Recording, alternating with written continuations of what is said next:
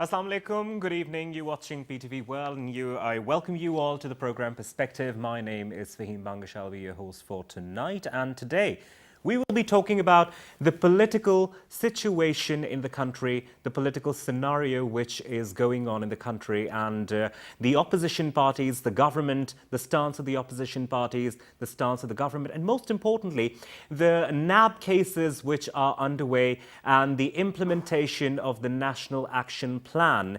And of course, we have panel members today to discuss all this with. First of all, we have with us Ms. Siba Farooq, who is a legal expert. Ma'am, welcome to the program. Thank you.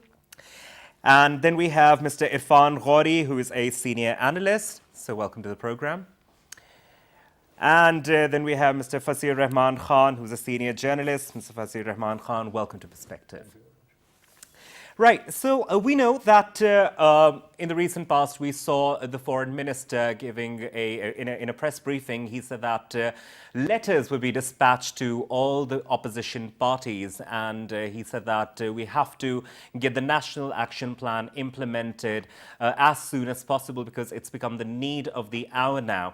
So, and he said that opposition parties gave a very befitting response. They gave a very positive response as far as the National Action Plan is concerned. And we also know that, but first we'll talk about Bilawal Bhutto Zardari. That in the NAB headquarters, they were produced before the NAB headquarters yesterday. And but there was a lot of ruckus between the party members and the police yesterday. Now, we also know that there are fake cases. According to them, there are cases of fake accounts going on, and which they obviously vehemently deny. Now, first of all, I'd like to ask you, he passed a statement that the blackmailing of the government and the authoritarian rule of the government. Sir, what's your take on this statement of Bilawal Bhutto Zardari? Yes. Yeah, thank you very much, Fahim. When it comes to NAB cases, it's an ongoing process, and we know that there are many allegations against the opposition leaders. That is, be it PMLN or People's Party. So this was actually an appearance of PBP chairperson and his father, former president Asif Ali Zardari in NAB, where they were called for questioning. And People's Party, they had given call to their workers to gather there. Aside from the cases and all that, it's a legal question. Right. And it should have been a legal question and should have been dealt in a legal way. But when it comes to our politicians, what they do is they try to make it a political issue. So this was actually an attempt on part of Pakistan People's Party to make a political issue, because at that time the forces, the security forces, the police deployed there, if the workers they want to enter into NAB headquarters, of course they had to stop them. And as per the eyewitnesses, some of those who had gathered there, the workers, they started pelting stones on the police forces, and then the police retaliated. The thing is that, this is what we have been hearing from the eyewitnesses and the reporters who were there. But these cases should have been dealt in a legal way, because this is where either you represent yourself or your lawyer, they represent you. This is not something where you make a procession or you go in a procession, but this is not only the People's Party that has been doing so. We have seen that other parties as well. So, you would see that the percentage, because the political leaders, they are more visible, and their protest is more sort of, it is more visible, and it is telecast everywhere. But the number of cases, if you see the statistics, 73% of the people who have been facing charges, NAB charges, they are the bureaucrats. Right. And I think 6, 7, 8% is the businessman. But when it comes to the politicians, one reason being that since the NAB it had become initially when it started as National Action, National Accountability Ordinance by Musharraf when it was instituted at that time. Soon after that, the then government, it used it for the arm twisting of politicians. At that time, they used it to pressurize some Pakistan It was People's parties, politicized, and basically, yes. they've defected into PMLQ at that time. And since then, it has become a controversial institution. So the opposition parties, they always blame, be it one party or the other, that NAB is used as an instrument by the incumbent governments to victimize the opposition. So they have their own point of view. The government has their own point of view, whichever the government comes. But the thing is that since Supreme Court, even in many cases, it has given the judges, they have given their remarks that some of the provisions of the NAB law, they need to be changed. Similarly, in 2006, when Pakistan People's Party and PMLN and some other parties, they signed that was called Charter of Democracies, Yes. COD. In that covenant, they had decided that they had signed, and it was written that they would come up with an institution that would be impartial. You may name it one or the other, because NAB has already become, at that time even it had become controversial. But now, during the last few years, since the cases of high profile politicians, they have started there, so it is becoming more and more controversial. So like you said, impartiality of NAB now is being questioned. So also we know that Fawad Chaudhry and Shahryar Afridi, they have also given their statements that the writ of the state should not be challenged, and if it's challenged in the future, we know what to do. And the fact that Islamabad police acted with a lot of restraint when it came to the rally of Pakistan People's Party outside the National Accountability headquarters. Now, what is that telling you about the impartiality of NAB? Because the opposition parties say otherwise. Well, I think if you see the current political situation, it is definitely murky. And the three political players in this, in this scenario, they are constantly blaming each other. And naturally, two of the major parties, Pakistan People's Party and PMLN leadership, they are in hot soup. So they are facing many difficulties at the moment. So with this, after this 2018 elections, when the PTI came into power, I think the way Mia Nawaz Sharif was put behind bar before the elections, and after that when he came on, he came out for a brief period on, and then this flagship reference, sentencing in the flagship reference. I think the three conflicting narratives and the way they are being put to the public, they are at play here. One must see that if you take the point of view of the ruling party PTI, they are in a blanket way, they are blaming the leaderships of PPP and PMLN, The previous governments, as corrupts, and they say that they are dacoits and they are thieves and they are corrupts, because it helps their narrative, because at the moment, naturally, the current government is under pressure. It is not able to deliver on economic front, and it is facing many difficulties. So, and also on the reform front, they promise that they will bring about reforms in many sectors of the economy, of the national life, institutions.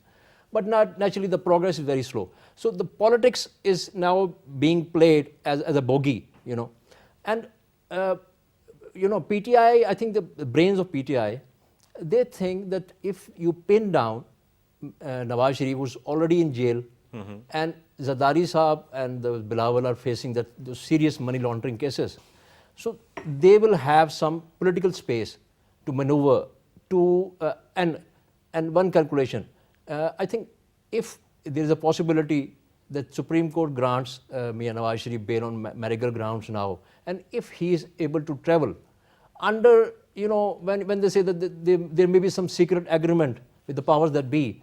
So in that case, I think the PTI thinks that one of their major opponents is, out of scene, so out of sight and out of mind for the time being.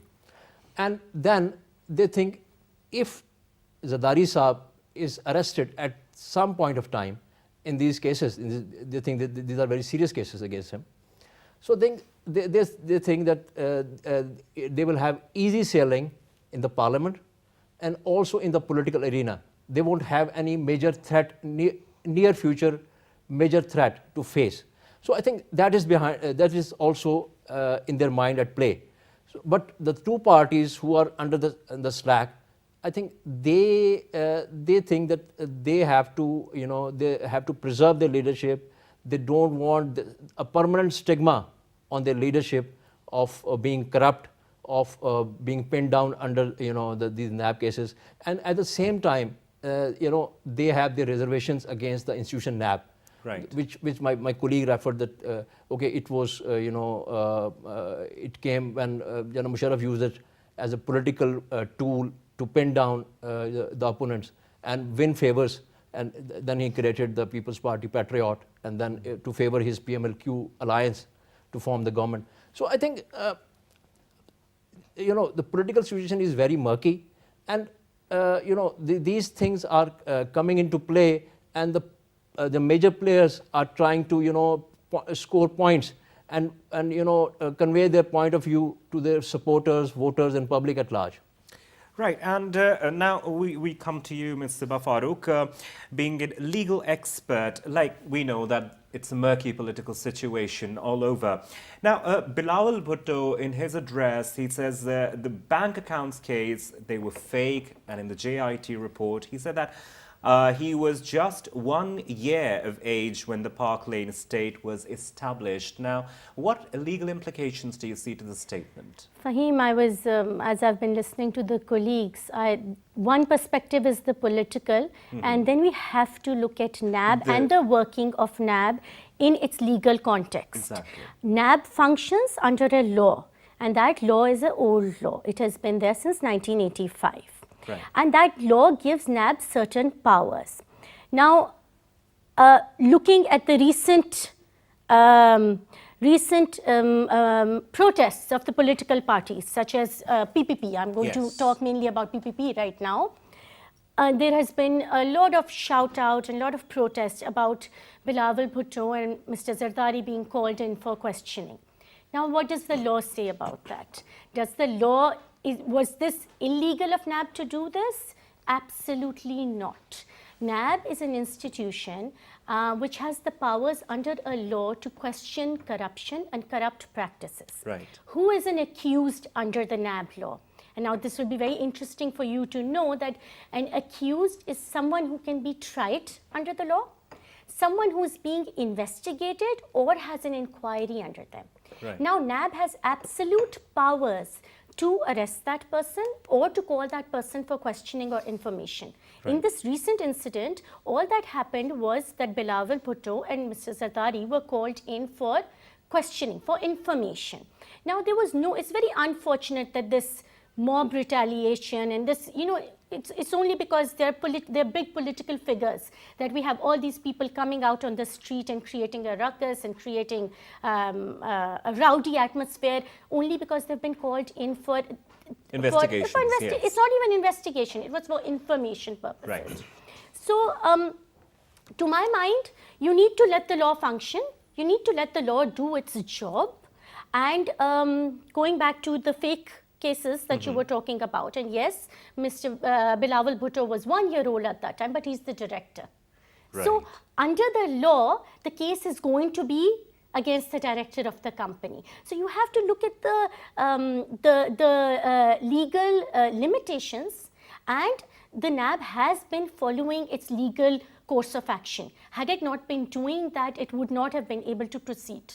So Right. Political murkiness, political complications one side, And on the other side, I think NAB has been doing its job under the law. This is the law, like it or That not. is It is the the law, law. exactly. But Fahim, I Now- think here, since of course it's a legal body, that's true, and whatever they do, they have to do it under a framework which is given in that law. The thing is that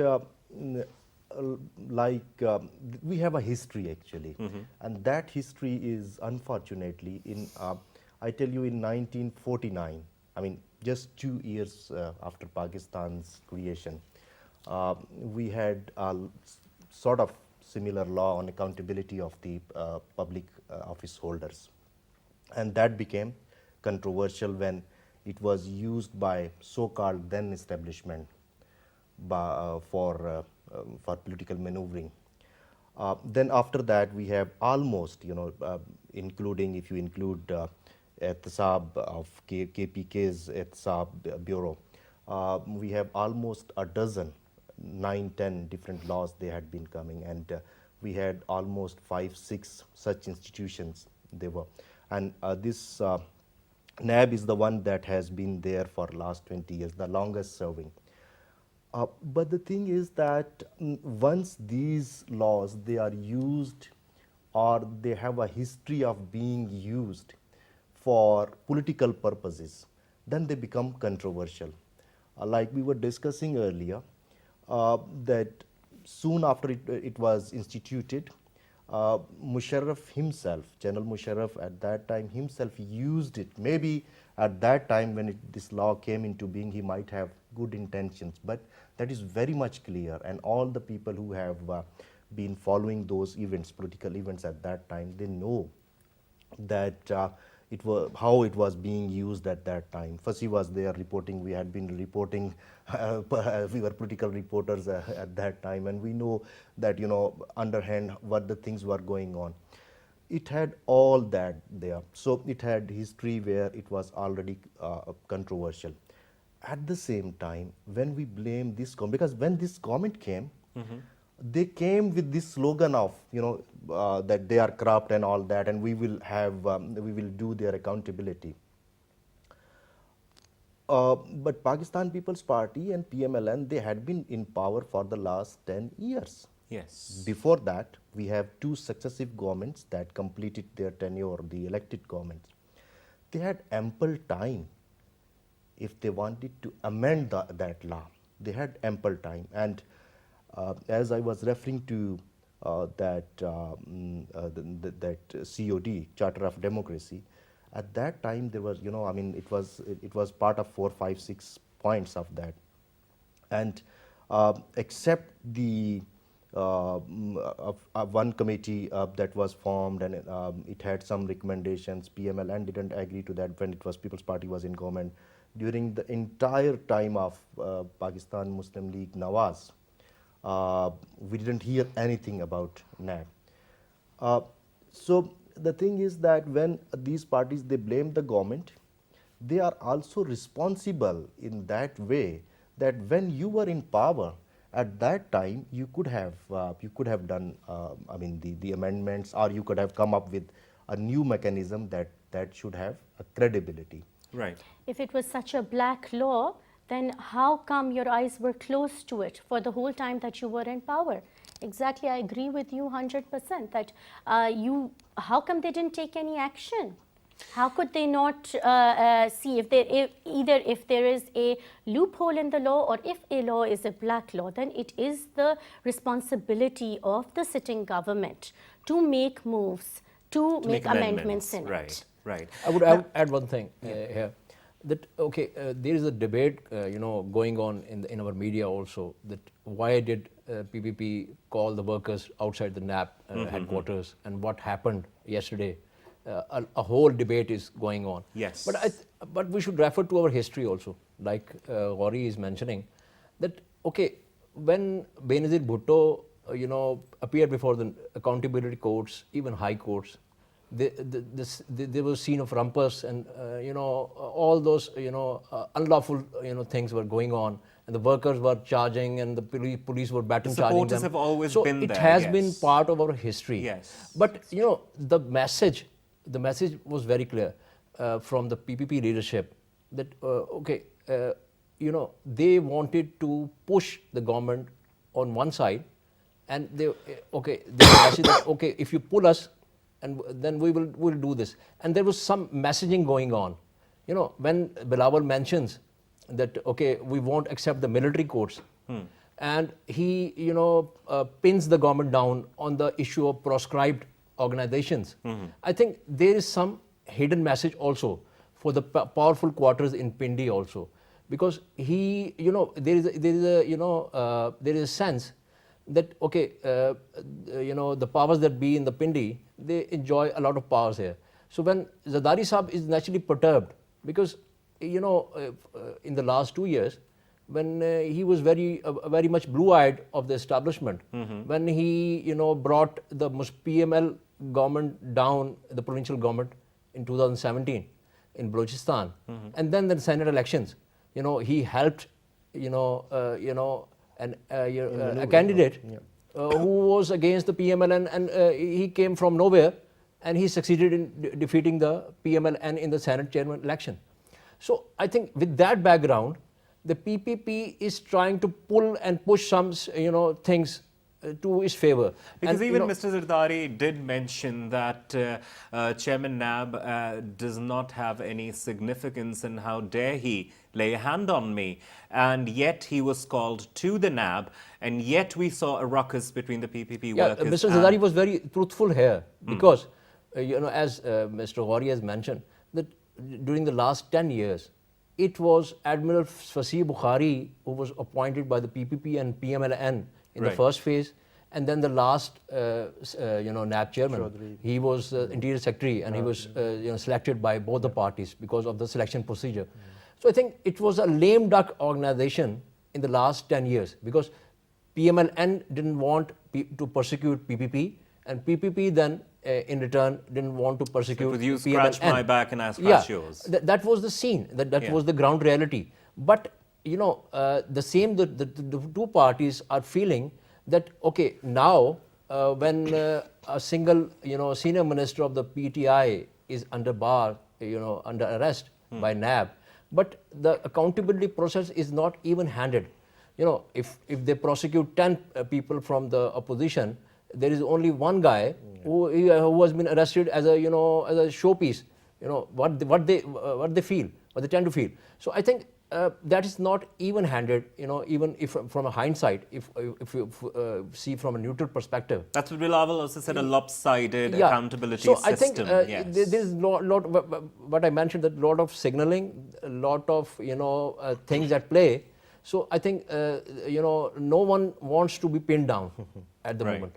So, like Mr. Irfan Ghori, a very controversial statement was given by Bilawal Bhutto Zardari regarding the banned organizations which are present here, that they have not been arrested, rather they have been put under safe haven so that the Indian fighter jets cannot hit them, or, you know, in a way he gave a message that the government is supporting them. What sort of a message was this at this point of time where there is a lot of a tense situation between Pakistan and India? Yeah, Fahim, you know, our politicians, when they give some statement, it has some background. Right. So that statement also had a background, though it is very much clear that Pakistan People's Party, it has much clearer stance on what you could call them the militant organizations, you call them, or you call them extremist organizations. They had much clearer stance compared to PTI and PMLN. Right. That is another case. But at the same time, when they were in power, they even couldn't take action against them. All those people against whom now they are criticizing. And when this government is taking action, it is also for a reason. And we know that one is that, okay, a national action plan and all that. The other is that internationally, we are under pressure. We are under pressure, yes. And that's a fact. And we would have very serious implications if we do not do that. Aside from India thing, recently the meeting of FATF, Financial Action Task Force, Yes. they have again put us on the grey list. The grey list. And in May there is another review. So certainly, and last month's statement of FATF meeting, where they continued our status as in the grey list, it is very much clear that they want concrete actions before taking out Pakistan from that list. So this is a very serious matter, that and it is also part of our national action plan as well, that, and it is now a stated position, and I think also to a greater extent it is part of our policy as well, that we will not provide or we will not let these such organizations operate from Pakistan. Right, and Faizi Saab, if I may ask you, Bilawal Bhutto Zardari also indirectly named a PTI minister, and so that he has supported the banned organizations in the past as well, and still is supporting them. Isn't that quite a big statement? Because the PTI government is doing its best to curb all sorts of terrorism and to curb all the banned organizations from the country. You know, if we look at our political landscape, in our constituency, in our parliamentary system, we have a constituency-based parliamentary system. And you know, politicians try to bag maximum votes, win maximum number of groups, sectarian, from sectarian to traders to brotherries and all those things. So no, it is it is part of our political culture. But there is, I think there is some thin distinction between terrorists and the people we call terrorists, and the people who are waging a struggle in Indian occupied Kashmir. Right. You know, a major shift happened when 9/11 occurred, and India benefited immensely from the after effects of 9/11, and they labeled Hafiz Saeed and such organizations who are struggling in Kashmir, Hizbul Mujahideen even, and such organizations as terrorists. And the West was was after Islamic extremism, Islamic terrorism. So it was a new thing that they were pursuing, and they were with all their weapons and with all their narrative. So I think India benefited from that. And if you see a distinction between Pakistani Taliban and the terrorists in Balochistan and on our western border, and if you see people like Hafiz Saeed or Maulana Masood Azhar and such organizations, I think there is a thin line, because international community was putting pressure on Pakistan to check on these organizations and nab their money laundering things and their the systematic way in which they operate. So I think we were under pressure, and It was always this phenomenon of do more. Yeah. Yes. But I think there is this clear distinction that the people, the Kashmiris who are here, who are in Azad Kashmir, and who were waging a legitimate struggle in Kashmir, they have the different status. So I think when Bilawal is on the snack, because when you in your political enmity, you try to settle scores. And when you pin towards those elements who are struggling, a jihad or a struggle against India, I must mention that when in the election campaign in Azad Kashmir, I think 2 years back, Bilawal was also using the same narrative. He was hitting Nawaz Sharif with the Modi ka yaar, right? Slogans like that. But when it comes to his own thing, now he's trying to pin down the PTI ministers, saying that we have seen Asad Umar and Shahryar Afridi or Sheikh Rashid with the people of those proscribed organizations. Sheikh Rashid, people like Sheikh Rashid, they have their own narrative, their own background, when it comes to struggle in Kashmir. We can criticize Mr. Rashid on many fronts. Right. We can criticize, Sharia Afridi on. He is a very, very junior person as compared to Rashid. Of course. Because we can criticize Rashid politically on many fronts, but his, sympathy, his work for the Kashmiri struggle movement, I think nobody would dispute that. And he has been working with the Kashmiri. He's also himself a Kashmiri from the valley, Right. so migrated here. So I think we should have, in politics, when we pursue our agendas, we should have a clear distinction between those people who are actually with the terrorists or who harbor terrorists or who have sympathy with the terrorists, jet black terrorists, and the people who have relationship with movements with our, who favor Pakistan or who stage a legitimate struggle. So we should not, blame them as terrorists because of the international pressure, because of the current atmosphere. So we should not take political advantage of that thing. Right, and now moving to Ms. Siba Farooq, and talking about Nawaz Sharif, I mean, he has filed a bail plea in the Supreme Court on health grounds. Now, how successful do you think is that going to be? What's future do you see there? I don't think it's going to be very successful because if you look at the High Court decision, it's very, very clear that bail will only be granted if he is not accorded or if he cannot be accorded given the medical care that he requires here. Right. So, and which he is getting. So, to my mind, the chances are not Quite many. thin. No, Right. they're quite thin. They're quite thin, yes.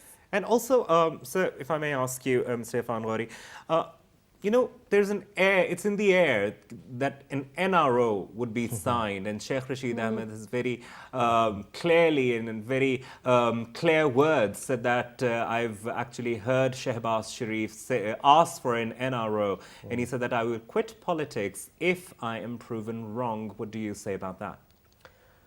Farooq, in our political situation, you cannot rule out anything. But at the same time, you have to look into the ground situation as well. In 2000, Sharif family, they signed an agreement and they went abroad. Yes. And at that time, they were denying it, and then it became public. Similarly, other parties as well.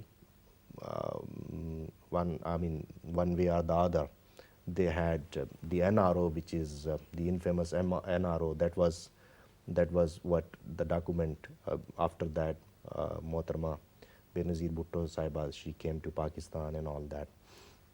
So in our political situation, you do not rule it out, but the shapes are always different. I mean, sometimes it is in one way or the other way, but the channels, they keep on, they remain open. And even with those statements, you can see the messages, how they are being conveyed. But in all that, what happens is that the real issues of the people and the institutions, like in the case of accountability, the real purpose of accountability, it would again remain elusive because of the controversies and because of the the opposition. They would say that it was our political victimization and all that. Similarly, the other issues, which the common man is concerned about, they remain the same, and years are passing. So the best thing would be that once for all we have sort of a national policy, you call it, or the word that is used is the consensus, Right. mostly in our political culture and in our discourse on some issues, which are like when it comes to National Action Plan. All the political parties, they were there when that was formulated, that 20 points. But after that, when it came to its implementation, again, the controversies have started. And even we have been hearing the reports that the mainstream opposition parties, they might boycott that meeting which you referred to, that has been called by the government. And Shah Mahmood Qureshi said he Yes. has written letters because Maulana Fazlur Rahman is publicly stated that his party won't come. We have been getting signals from PML and People's Party as well, though it is not, I mean, publicly they haven't said anything. No official statement as yet, yes. But this is what we have been hearing from certain quarters, that they might boycott. So that means, and that means that it will again be politicized. So all these issues, which are the national issues, because we cannot, I mean, go with these politicizing all the things. Exactly, and it's for, the, taking, for a national cause, and like the foreign minister was also briefing in his press conference that we have to get together, we have to and be the government united should be for this also national serious, cause. seriously, because when it comes to implementation of national action plan, we see that some of the points they are implemented. I mean, to what extent, that's a separate thing. But many of the things which were mentioned at that time, they are not even touched. Right. And it should be a continuous process. It should not be the process where, when you have, because opposition parties, they are saying that this meeting is being called to give extension to the military courts. That is what they have been saying, and they want our support for that. It should be a process where these points which were at that time agreed, there should have been a review, a periodic review of that, and it should be across the board, that all the political parties, they should be on board on that. Similar is the case of accountability laws, similar is the case of reforms in judiciary, reforms in your bureaucratic system, or whatever those which are instrumental to take the country forward. That should have been across the board. So, Faizi Sahab, like Ghori Sahab was mentioning that it's continuously being stalled and this might be politicized again. Now, what do you see, what implications do you see in the future if it's again politicized, if we are not, even though we have external pressure on us as far as the implementation of the National Action Plan is concerned, and even then it's being stalled, what future do you see of the country? As Mr. Ghori has mentioned, the National Action Program, the 20 points, I think they implemented some, immediate points, and the implementation table part of that. But the reform part, was not, the last government and even this government is not able to focus on the reform part of the National Action Program. National Action Program was basically against the terrorists and extremist elements, right. even especially religious elements and such elements. But when we we saw that it was promised that even the syllabus will be changed from religious seminaries to actions, and even the major part was that we would reform our criminal justice system. Yes. But no substantial progress has been made on that front also. And on the question of military courts, now is going to be the second extension, I think. Yeah. So I think when I mentioned that parties think the strings are being pulled, so now they address the same quarters who they think are more powerful, and they're pulling the strings.